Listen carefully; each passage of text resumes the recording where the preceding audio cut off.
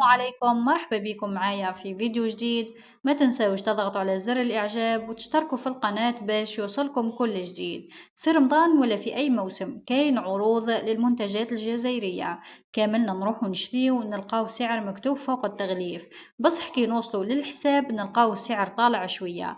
اليوم راح نهضروا على حقك كمستهلك وعلى واش يقول القانون في هذه الحالة، وهل التاجر يقدر يبدل السعر ولا لا.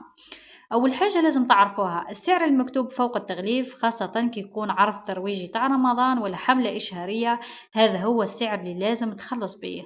يعني إذا لقيتي فوق العلبة مكتوب مثلا عرض خاص رمضان 12,000، وكي تروح للكاشي يقول لك 14,000، هنا راهو مخالف للقانون.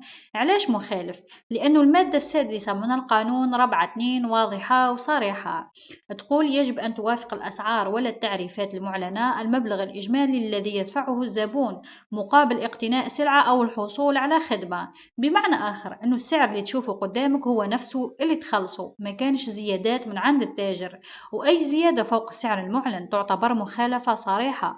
وهنا دورك أنت كمواطن ما تخلصش بسعر مخالف، ونبه التاجر إذا كان خطأ، وإذا كان متعمد تقدر تبلغ لمصالح الرقابة وحماية المستهلك، لأنه السكوت على هذه التصرفات يخليها تزيد وتنتشر. بصح كل مواطن يوقفوا عند حقه، التاجر لازم يلتزم.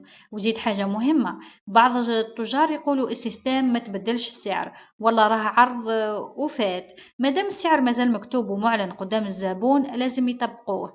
مثلا كي تشري منتج فيه 12,000 وتروح تخلص ويقول لك 14,000، ومن بعد يقول لك لا هذا العرض راهو فات عليه شهر، مادام لقيتيه مكتوب تشريه بهذاك السعر.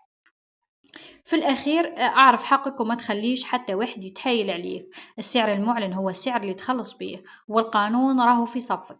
إذا صرات لك هذه الحالة قبل اكتب لي في التعليقات وش صرا معاك، وما تنساش تشارك الفيديو عفوا باش تعم الفائدة، خاصة في رمضان وين العروض تكثر بزاف.